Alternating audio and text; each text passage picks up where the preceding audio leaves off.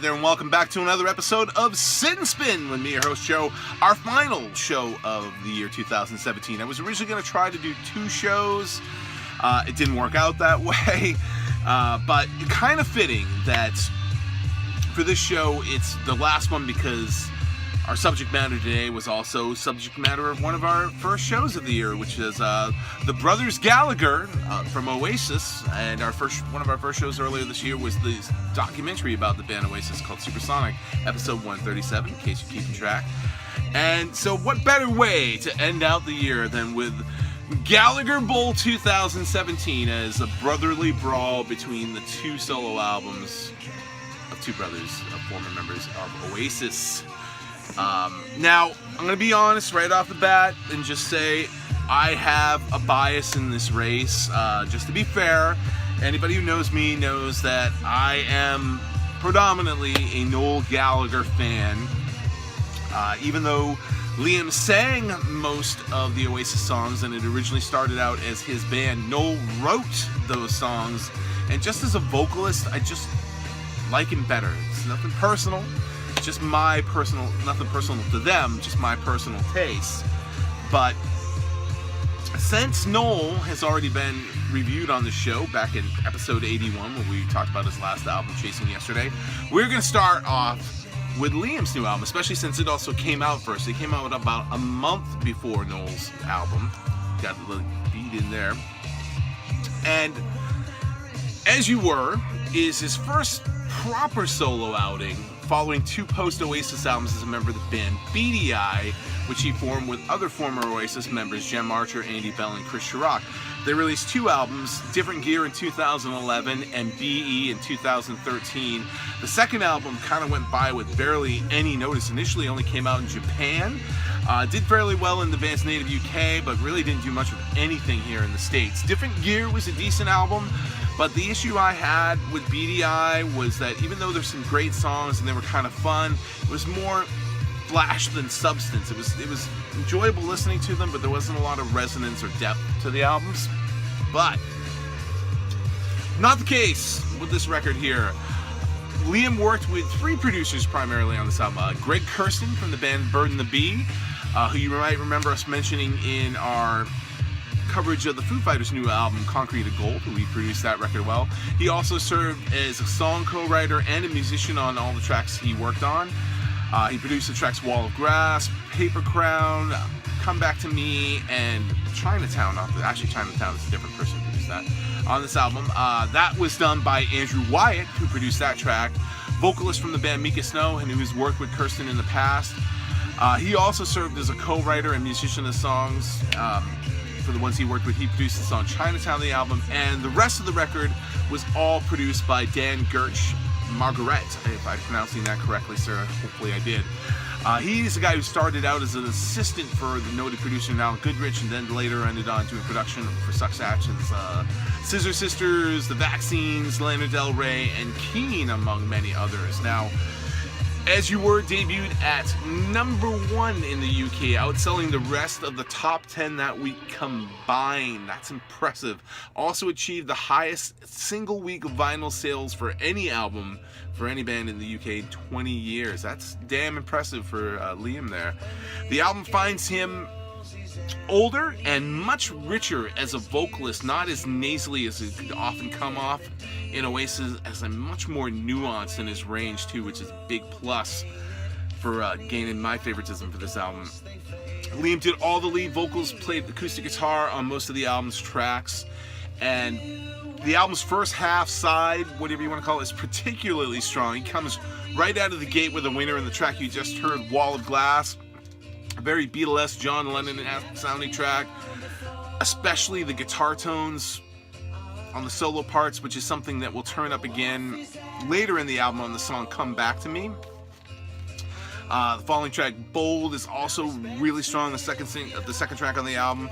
Greedy Soul is very reminiscent of the sound of Beady Eye, as is the song You Better Run, which turns up later on side 2 of the album. That track features horns and female backing vocals, which is something that will also pop up on his brother's new album, but we'll get to that later. The acoustic bass Paper Crown, which you're hearing in the background now, easily one of my favorite tracks off this album.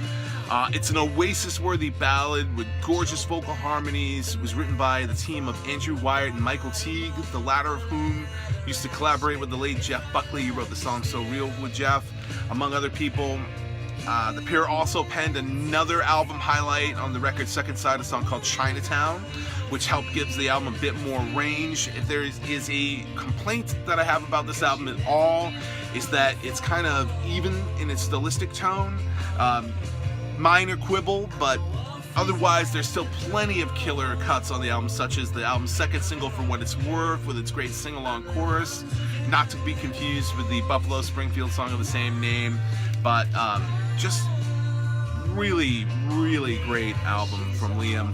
On CD or digitally, there's also a deluxe edition of the album. I actually bought the CD of this first because it was the vinyl was actually 3 times more expensive than the CD, and not knowing what he was going to get from Liam, I figured I'll just go the cheap route first and see how I feel about it.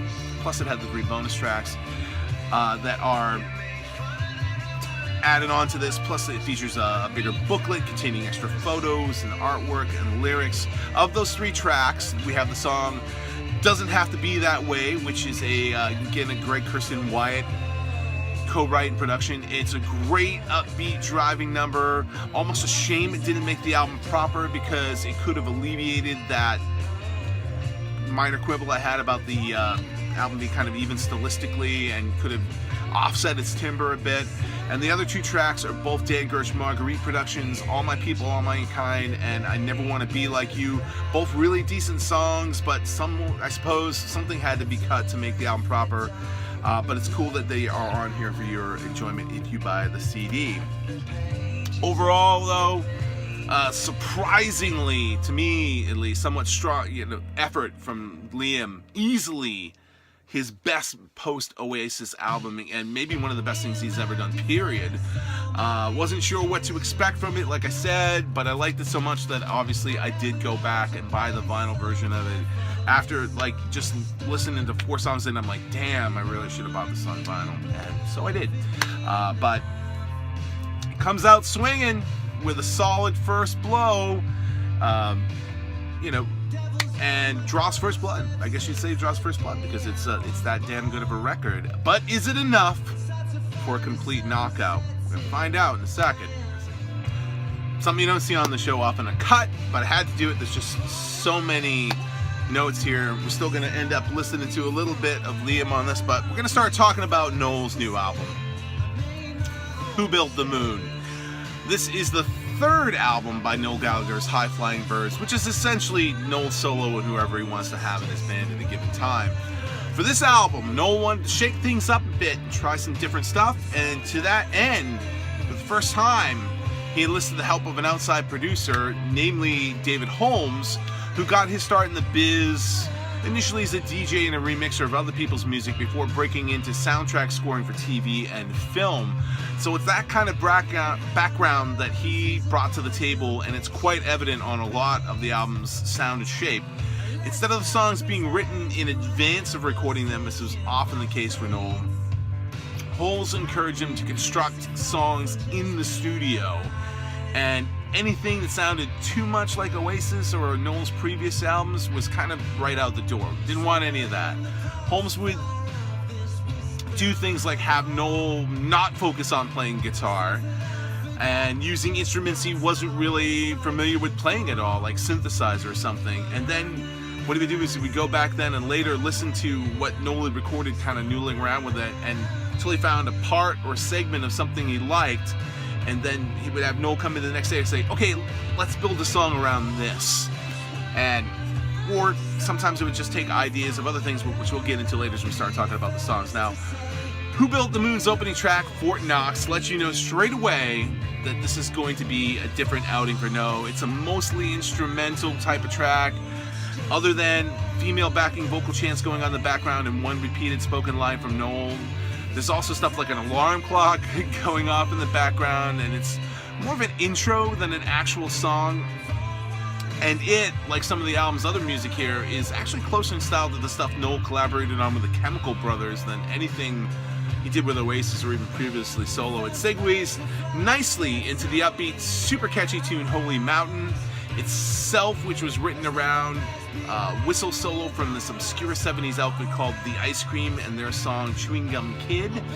It was something they heard and thought, that's really kind of catchy, let's build a song around that. And it's got a bit of a 70s glam rock vibe to it, and also features some great bass work from Jason Faulkner for the band Jellyfish, who'd also worked with Beck and collaborated quite heavily with Thomas Walsh on the new Pugwash album, which eventually I'll get around to reviewing, and who, via the miracles of modern recording technology and the internet, was able to use his nimble finger skills on that instrument to great effect on most of the album's tracks, even though he and Noel have yet to actually meet in person. Paul Weller from the Jam Style Council also supplies organ to the song, which is pretty cool. Noel keeps the flow going on the record's next cut, Keep On Reaching, built over a rolling keyboard riff, and features, like Liam, a healthy dose of female backing vocals and horn licks of guitar. You'll hear a lot on this record. It's a beautiful whirl, pulses along with the air of modern U2 to it, especially in its chorus sections, but it's another album standout, and here's Holy Mountain from Noel, finally kicking off his section of this little show. She Taught Me How to Fly is a more poppy tune, kind of along the lines of something you might hear from Blondie, and in fact was written as if it was something that they would have penned deliberately for Deborah Harry and Company. And that ends the Earth side of the album as it's labeled on the vinyl, and side 2, or the Dark Side, opens with a smoldering Be Careful What You Wish For, which is a track that's kind of all about the vibe. It begins with this acoustic guitar and then builds on this vocal sound effect from Noel with some very smoky slide guitar, bluesy type stuff, and almost this hypnotic trance-like groove to it. And the female background vocalist chanting almost sounds like something that's Native American. It's different, but really cool. Black and White Sunshine is a tune that does sound somewhat like Noel's previous work, but it's centered around this interesting inverted guitar riff. It's gonna sound weird, but if you ever watch the show Fringe, which I was a big fan of, one of the main characters on that show, Walter, he had this favorite band from this alternate universe called, well, they existed in this universe, but they also existed in an alternate universe, and they were called Violet Sedan Chair, and they were Walter's favorite band, and the sound of the song is what that band sounded like, so I loved that. It was really cool. But onwards with the rest of the album. Next is the first of a two-part instrumental track called Interlude, Wednesday Part 1, which is a laid-back piece of, no doubt named after the day of the week it was constructed on. And again, it kind of serves more as a segue or an intro into the next song that follows, which is the bouncy 60s pop-influenced If Love Is the Law. Great tune featuring Johnny Marr on guitar and harmonica, and an almost Phil Spector-like production, especially in its chorus parts. And that leads to the very grand, somewhat album title track, The Man Who Built the Moon, hence the two words before that, which has an almost James Bond theme type scope to its musical production quality. It's just fucking brilliant. The final track, end credits, Wednesday Part 2, closes out the album much like a film score would close out the record. And with Noel's new one, I immediately was a bit taken aback, because compared to his previous work, it just was not what I was expecting from him at all. But then I was kind of missing the point that was the point. So certainly scores ports for creativity from him, and, you know, an unexpected southpaw blow, we'll call it. It took me a bit of time to get into the record, but repeated listens have definitely had it growing on me, and I especially came around on the album after hearing an outstanding interview with Noel on the Soda Jerker podcast, which I posted a link to previously, but I'll add it again to the show notes, discussing the making of the album and how it came to be. That really gave me a much greater appreciation for the record. I saw it in a whole new light, really have come to like it much more. And if you haven't checked out that interview yet, do yourselves a favor and check it out. And like Liam's solo album, Noel always does a Lux Edition version of this album. The CD comes with like an actual booklet inside, and there's one bonus track, which thankfully, at least with the vinyl version, when you download the vinyl version, you do get that track. It's a stunningly great tune called Dead in the Water, this striking acoustic ballad that was recorded live during a sound check at a Belgium radio station, and it's the kind of thing you would have expected from Oasis, or at least from Liam in the past. It's that track was more what I was expecting more of this record to sound like. It wasn't, but just a great song that's on it. So in the end, I'm gonna call this one a draw. I know that might seem like kind of a cop-out, but it's a well-fought fight on both ends. I can't decide which album I like better. They're both solid outings. You really cannot go wrong with either one, depending on your taste. Now, I've seen some folks say, friends even, that if you were to take the best tracks from both albums and combine them, you'd have the best Oasis album in years. And while I can appreciate what they mean by the sentiment of that, I can't really 100% agree, because Noel stuff that sounds nothing like Oasis, so you can't say this is going to be the best sounding Oasis album of the year. But again, the sentiment is there, that I agree with, and I understand it pretty bad. The bottom line is basically, it comes out that Liam has made his best solo outing yet by making a record that tries to sound like Oasis, hence maybe its title, As You Were, or even his brother Noel, while Noel goes the exact opposite route and wins by making an album that sounds nothing like Oasis or his previous solo work. But like I said, either way, you can't lose. Two solid records from both artists, both winners in my book, both making my best of albums of the year list, and they're out now. Liam Gallagher's As You Were, Noel Gallagher's Who Built the Moon. Highly recommend you check them both out. Excellent stuff from the brothers Gallagher. And that is our show this week, and for the end of the year. Thanks for checking it out. Again, the shout out to the guys at Soda Jerker. Check out their podcast. It's excellent stuff. I also want to dedicate this show to my mate from Manchester, co-worker Luke, Luke Gillings, who's currently back at home in his native country, the UK, enjoying much needed holidays. First time back home in like 3 years. He's enjoying the holidays there. Hope to see him back at work shortly as the new year begins. And tune in next year for our first show, which was going to be our last show this year, but it will be our first show of next year. It's a double record set from a great band, probably my favorite album of the year. Tune in to find what that's going to be then. And next time, we'll see you on Sit and Spin. Take it easy.